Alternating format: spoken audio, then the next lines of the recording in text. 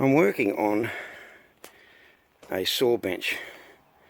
In Australia, these Triton workbenches were all the go, and this I left actually sitting basically in here, which at the moment is particularly messy because I'm working on stuff, but it was just sitting here. And if you look at the condition of the stands, it just got rust got under the paint, so I'm going to have to more or less remake this.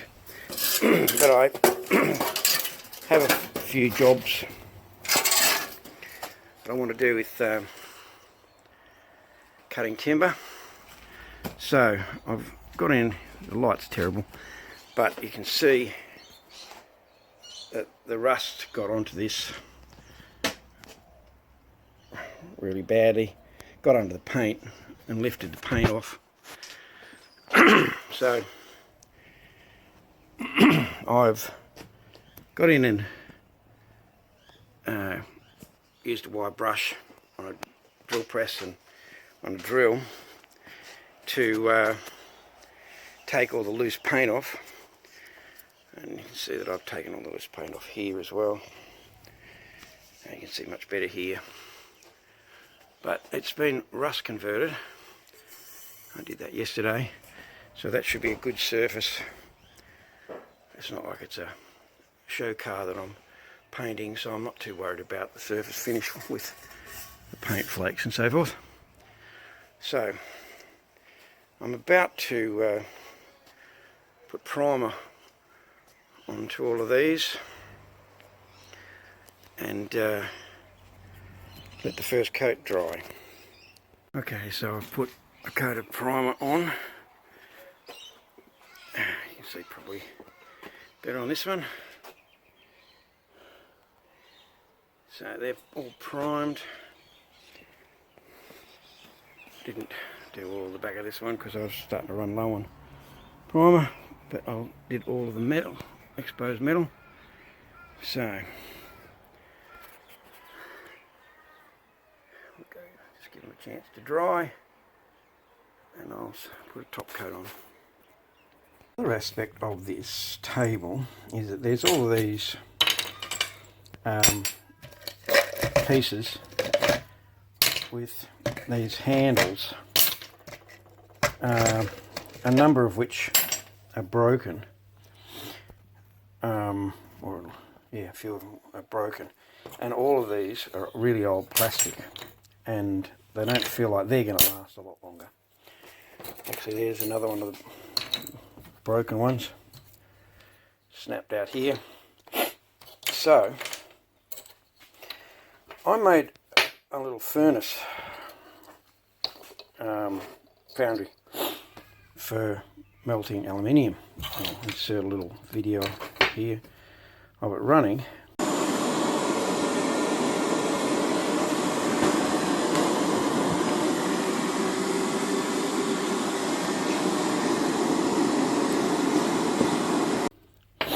And I made these, just poured these little ingots into a cupcake tray, and I have quite a few of them.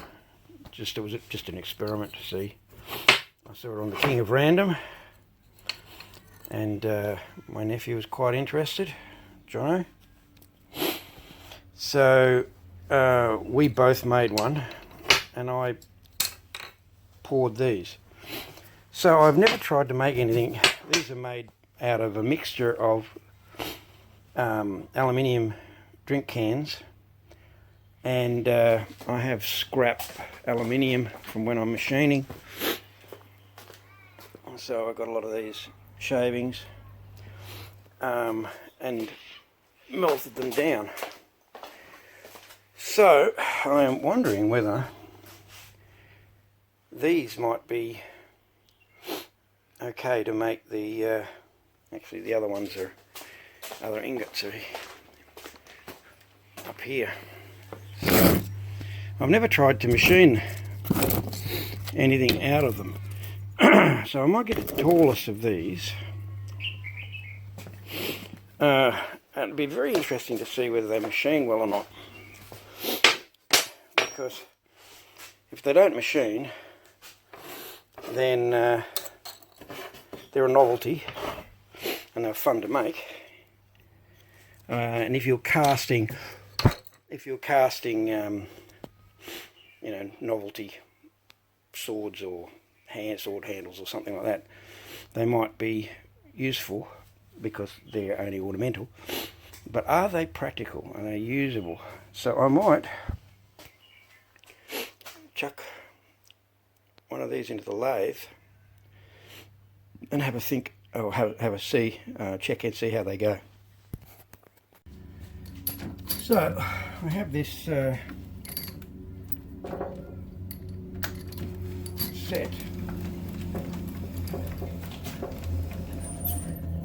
So let's see how it machines and what it looks like. It could be very porous because I didn't exactly go out of my way to make sure everything was perfect. Although I might just straighten this up on this face here a bit.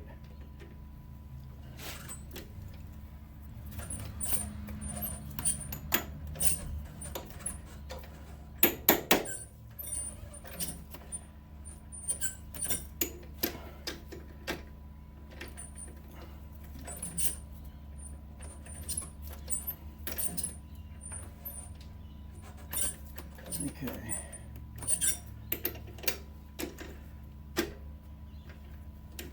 Let's try to get that face reasonably true.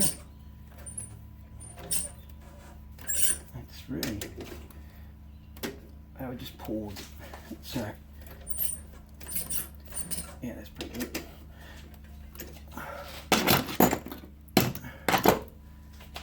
So, let's see what this does.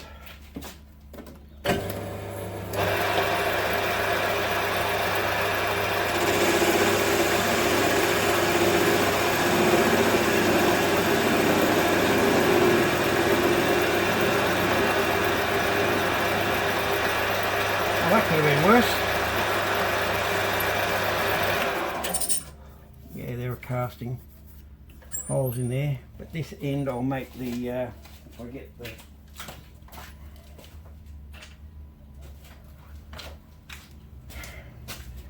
I'll make it that way to get the largest diameter to be the handle. That's shorter, I need to check, shorter by about 1 centimetre. But I'm sure that I can use some of these. So just, it's more of an experiment.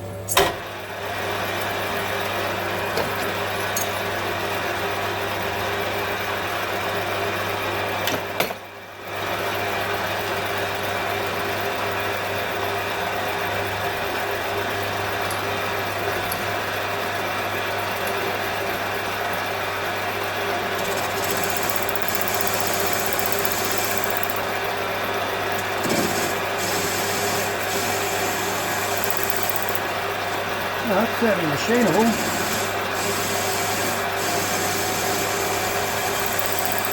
I mean, every time you do a cast it'll be different.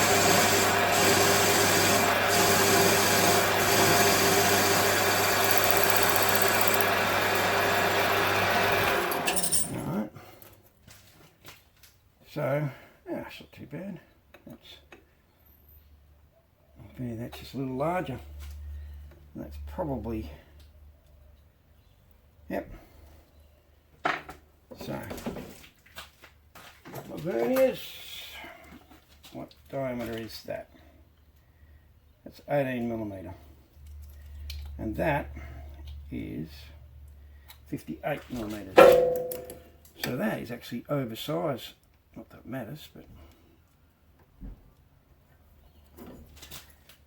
that's 62, so I can take another 4mm off that, which I might do.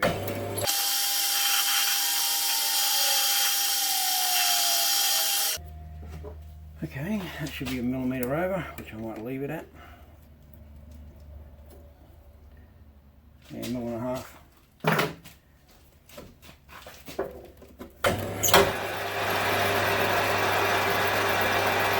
So now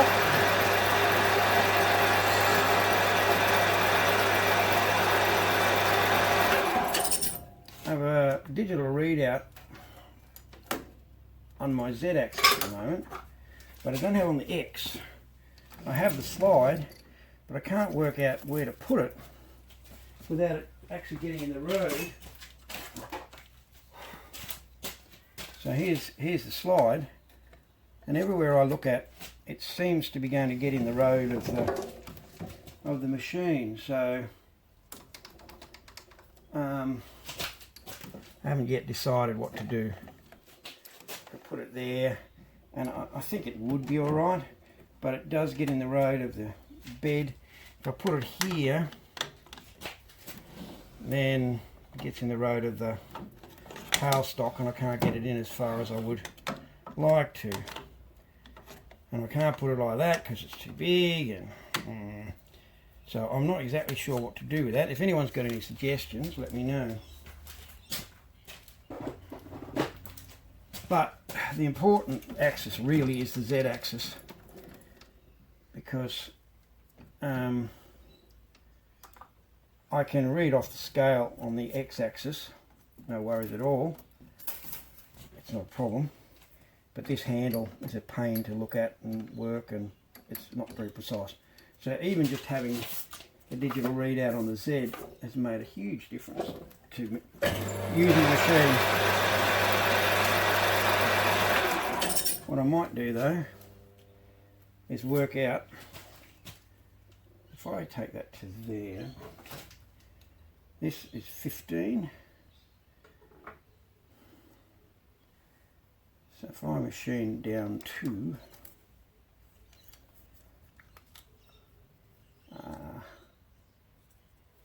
A maybe, I might give myself a little bit of extra. I want to get as much as I can on the thin spindle, because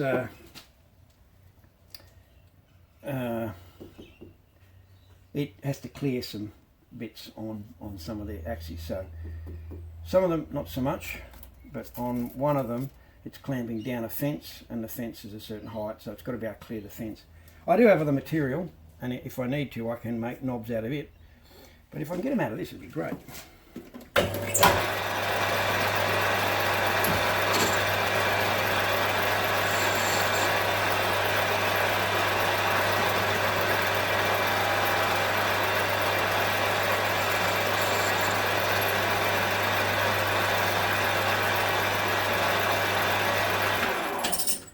I didn't check what that point was, and I thought I could see it, but I can't.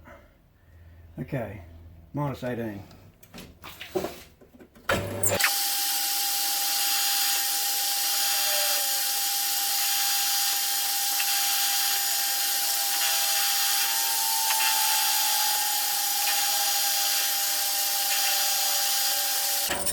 Well, I think I'll switch off this video and just do a bit more machining and come back in a little bit. So that's all machined down, and looks okay to me so far. So I need to just work out what size thread it's got. That seems to be a bit, yeah, it's better. And drill and tap that, and then I'll put it in the milling machine, and I'll just machine that shape onto the head. But that is looking kind of, it's about 5mm shorter than the old one. This one has a just has a nut pushed down into this hole, and there's maybe 5mm of plastic on the end of this. But anyway, let's drill and tap it. So it's 1/4-20. I tapped in as far as I could with the tap I've got, and I'll drill back from this side to just bring clearance back so it'll go all the way through. But I'll drill back from here, over drill it, and leave a reasonable amount of thread. But that is, I mean, it's got little casting flaws in it. But I'm going to machine most of this away to get it to be like that. Get it to be like that. So I can get rid of a lot of that. So I'll just drop that in the mill. I know it's ridiculous and overkill and everything, but it's kind of the fun of it. That is narrower, but it doesn't matter. So long as I can tighten it up, and this is just pressed or moulded, at least it's plastic, that's going to be a lot stronger, and I'm sure that'll be fine on your fingers tightening it up. So, you know, a few little casting bits here, but that is absolutely usable. So considering that used to be some aluminium cans and swarf, I'm fairly happy with that. And here's my first handle. I just made one to make sure that I was happy with it, and just dropped it in the milling machine and milled the handle down. It's not perfectly precise, I just did it by eye, and a little bit of a file. That end there you can see is actually a little bit narrower than that end, but it's just a handle. And I've realised, even though this is about 5mm shorter than that, if that turns into a problem, I can, I've got some 25mm rod, aluminium bar over under here. I've got some 25mm there. And I think that's pipe behind it. Oh, it's not there, but I think it's 25mm. I can make up some spaces. So if they're not long enough, if I drop a spacer underneath it, it'll be fine. So let's see what I can get out of this. Alright, so I could probably do with another coat really, because there's some little thin bits, but I'm not inclined to worry about it too much, because it is a saw bench after all. And you can see on the back there's some little shades of the primer, but that's basically probably good enough. I could go and buy another can, but I probably won't. So I'll let that dry. Here's a little trick for when you're drilling nylon plastics. You see the tip of that drill, I've just broken the front edge on the grinder, just put it sideways, just to take that edge, the really sharp edge off. And if you're drilling with plastics, what happens is when you break through the plastic through the other side, it grabs and the drill pulls right through, and it tends to break the plastic. Whereas if you just take that sharp edge off the drill, then you can drill through and it doesn't grab. I might put a tiny bit more on that side, make it more like that. You see, just broken that, the sharp point on the side there. Just a little land on it, and it can save you a lot of trouble. I'm actually going to drill this plastic lid here.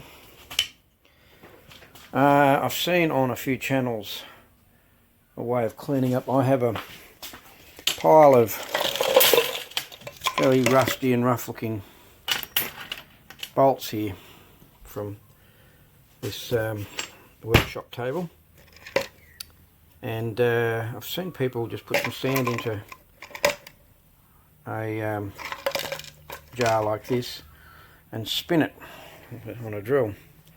So I'm going to give it a go and see if it works. We'll see how it looks. Anyway, I'll just drill this lid and see if my breaking of the front edge of the drill works too. It should. Right.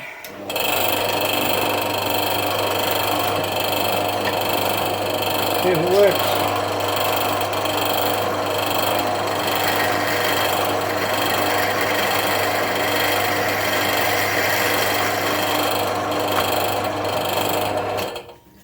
And you see, drilled the hole nicely, but there was no nasty grab and pull and twist. So that's just a handy little tip. And again, if you look at the tip of that drill, I've just taken the front off the, see if I can get that to focus better. That front, just off this little section here, you just break it on the grinder at that point there. Okay. Alright, I'll let that run for a while. This is what they seem to do on the videos. And we'll see what they look like. Here are all the bits. I've actually run a dye down them, but they're not like new, but they're certainly got less crustiness than they did when I put them in. So I wonder whether the coarseness of sand matters, but you know, that's usable. And now I've put a die nut down them all, and I run a die nut or die down the threads and put a tap through all the nuts. Everything goes together. I need to buy another one of those bolts, and I need to get one more of the cup head, these ones here, because that one's broken and this one was replaced when I got it. I got it ex-demo from a hardware store for a cheap price, so they'd already done a bodge fix on one part. So anyway, I'll go back to, I've got another one of these done. Just haven't milled it yet. So, and I also noticed that there's two sizes of these, and there's a very specific reason for that. This is the fence that they hold down, and if you use the larger size, you can't do it up. But if you use the smaller size, it fits. So I will, I've made this, ooh, that's another one of the larger ones, and I'm making, I've got two of these and four of the larger size. Right, I'll go back to my lathe and start turning again. So there's my handles. They're all just slightly different height because I had to make them with what I had. And that one you can see has got a bit of a dig out where it didn't completely clean up, but it's just a witness to what it was, I guess, and it won't affect the way that it operates. So there's the 4 for adjusting the height of the saw table, and there's the 2 for the fence, and they all look like they're okay to me. Well, it's basically screwed back together now. It's not squared up and not true, but there's where you can have it overhead with the table down here, or you can have the table on the top with the saw up through here, and you flip the table according to which you're doing. But it's certainly a lot better than it was, and it appears it should be okay to use. The knobs came up alright. Now there's meant to be a rule up here for setting the height of the table, and that's now missing, and I think there should be more of these spaces underneath here. There are manuals online, so I'll have a look and see, but if I need to I can make more of them. So far so good.